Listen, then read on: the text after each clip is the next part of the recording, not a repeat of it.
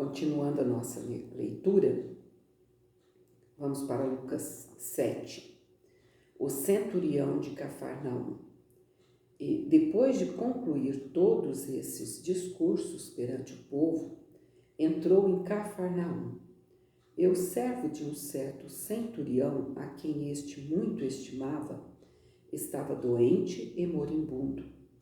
E quando ouviu falar de Jesus, enviou-lhe uns anciãos dos judeus, rogando-lhe que viesse curar o seu servo.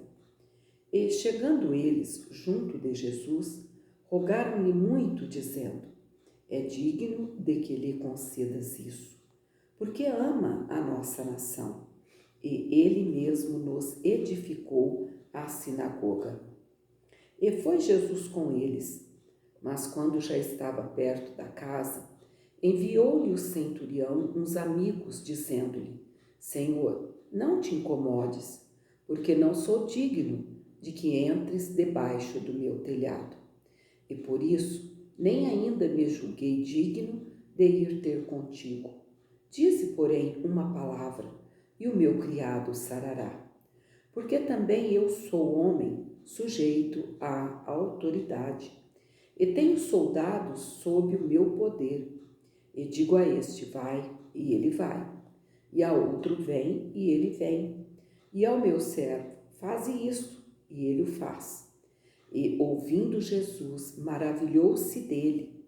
E, voltando-se, disse à multidão que o seguia: digo-vos que nem ainda em Israel tenho achado tanta fé.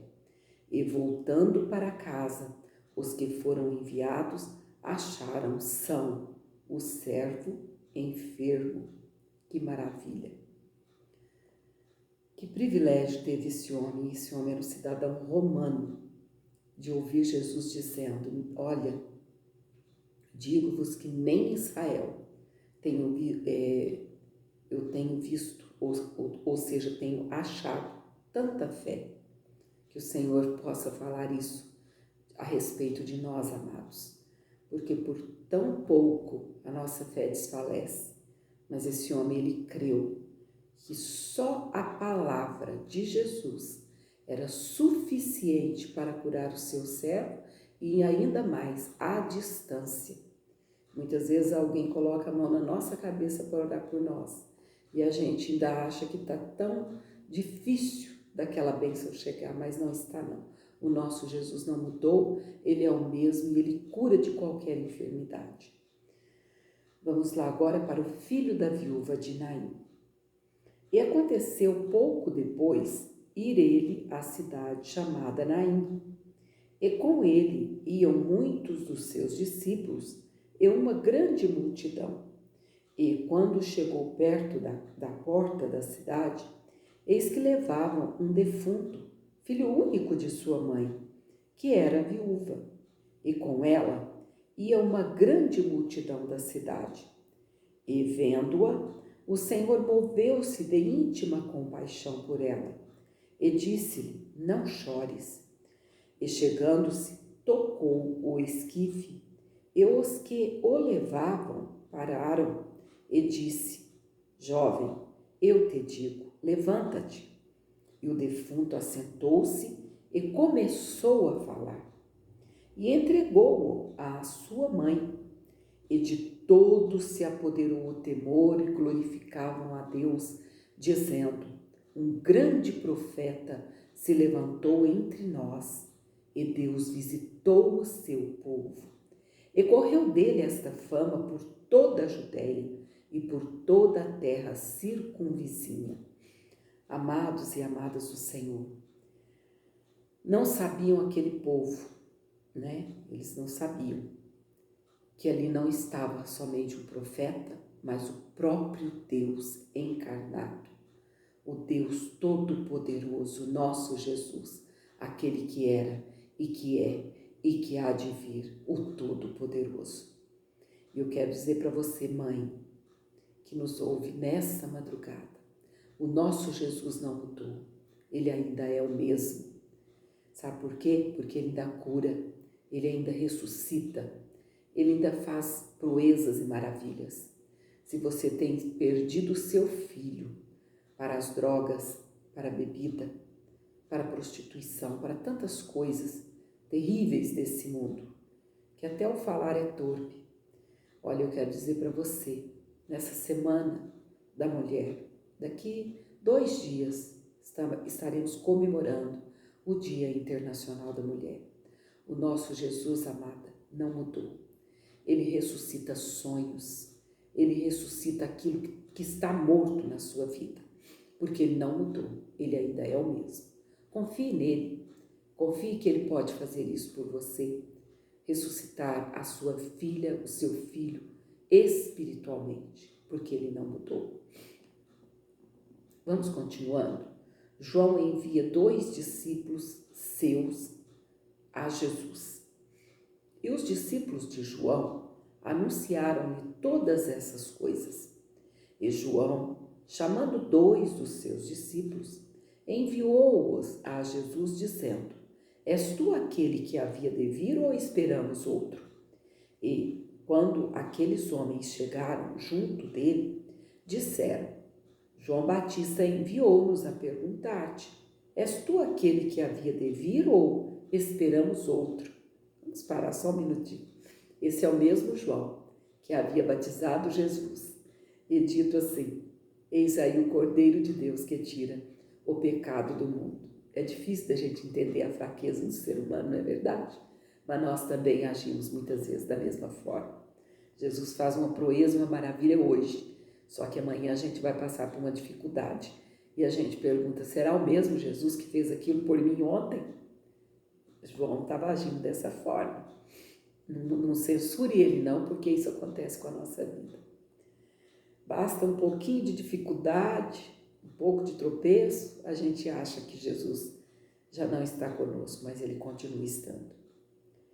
E na mesma hora, versículo 21, curou muitos de enfermidades e males e espíritos maus, e deu vista a muitos cegos. Respondendo então Jesus, disse-lhes: Ide e anunciai a João o que tendes visto e ouvido. Os cegos veem, os coxos andam, os leprosos são purificados, os surdos ouvem, os mortos ressuscitam, e aos pobres anuncia-se o Evangelho. E bem-aventurado aquele que em mim não se escandalizará. E tendo-se retirado os mensageiros de João, começou a dizer à multidão acerca de João: Que saístes a ver no deserto? Uma cana abalada pelo vento? Mas que saístes a ver um homem trajado de vestes delicadas?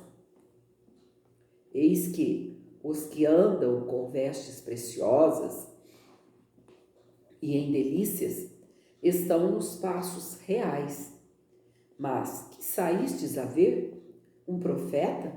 Sim, vos digo, e muito mais do que profeta. Este é aquele de quem está escrito: Eis que envio o meu anjo diante da tua face, o qual preparará diante de ti o teu caminho. E eu vos digo que, entre os nascidos de mulher, não há maior profeta do que João Batista. Mas o menor no reino de Deus é maior do que ele.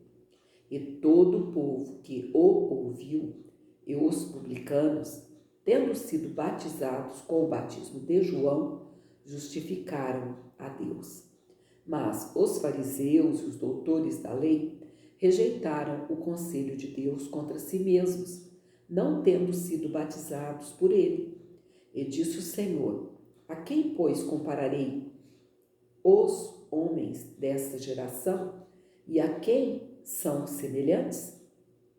São semelhantes aos meninos, que, assentados nas praças, clamam uns aos outros e dizem: Nós vos tocamos flauta e não dançastes, cantamos lamentações e não chorastes. Porque veio João Batista, que não comia pão, nem bebia vinho, e dizeis: tem demônio. Veio o Filho do Homem, que come e bebe, E dizeis: eis aí um homem comilão e bebedor de vinho, amigo dos publicanos e dos pecadores. Mas a sabedoria é justificada por todos os seus filhos. A pecadora que ungiu os pés de Jesus. E rogou-lhe um dos fariseus que comesse com ele. E, entrando em casa do fariseu, assentou-se à mesa. Eis que uma mulher da cidade, uma pecadora, sabendo que ele estava à mesa, em casa do fariseu, levou um vaso de alabastro com unguento e, estando por detrás, aos seus pés, chorando, começou a regar-lhe os pés com lágrimas e enxugava-lhes com os cabelos da sua cabeça e beijava-lhe os pés e ungia-lhes com unguento. Quando isso viu o fariseu que o tinha convidado, falava consigo dizendo: se este fora profeta, bem saberia quem e qual é a mulher que lhe tocou, pois é uma pecadora. E respondendo Jesus, disse-lhe: Simão, uma coisa tenho a dizer-te. E ele disse: dize-a, mestre. Um certo credor tinha 2 devedores. Um devia-lhe 500 dinheiros e outro 50. E não tendo eles com que pagar, perdoou-lhes a ambos. Dize, pois, qual deles o amará mais? E Simão respondendo disse: tenho para mim que é aquele a quem mais perdoou. E ele lhe disse: julgaste bem. E voltando-se para a mulher, disse a Simão: vês tu esta mulher? Entrei em tua casa, e não me deste água para os pés, mas esta regou-me os pés com lágrimas e me enxugou com os seus cabelos. Não me deste ósculo, mas esta, desde que entrou, não tem cessado de me beijar os pés. Não me ungiste a cabeça com óleo, mas esta ungiu-me os pés com unguento. Por isso te digo que os seus muitos pecados lhe são perdoados. Porque muito amou, mas aquele a quem pouco é perdoado, pouco ama. E disse a ela: os teus pecados te são perdoados. E os que estavam à mesa começaram a dizer entre si: quem é este que até perdoa pecados? E disse à mulher: a tua fé te salvou, vai-te em paz. Oh, glória a Deus! Esse Jesus não mudou. E ele diz para cada um de nós nesta madrugada: você se arrependeu de todo o teu coração como esta mulher? Então vai-te em paz. Sempre ele dizia: vai e não peques mais. Mas para essa mulher ele tinha certeza, porque Jesus é onisciente, é onipotente, é onipresente. Ele sabe todas as coisas. Ele sabe o presente, o passado, o futuro. E ele sabia o que a gente pode entender, olha aqui. E disse a ela: os teus pecados te são perdoados. E sempre ele dizia: olha só, e disse a mulher: tua fé te salvou, vai-te em paz. Ele não disse como ele sempre dizia a outros: e não peques mais. Sabe por quê? Porque ele sabia que aqueles ali, a mente deles poderia retroceder, mas dessa mulher ele sabia que ela não iria voltar, pelo menos a esse pecado, que era sempre um costume na sua vida, aquele ato costumeiro. Não, ainda que ela iria pecar, é lógico, como qualquer um de nós pecamos até em pensamentos, mas ele sabia que ela estava liberta desse pecado. Por isso que ele não diz: vai e não peques mais. O Senhor conhece o meu coração, ele conhece o teu coração, conhece o nosso coração e a intenção do nosso coração, que não é de pecar, mas ele nos purifica de todo o pecado. Que Deus continue te abençoando, em nome do Senhor Jesus. Amém?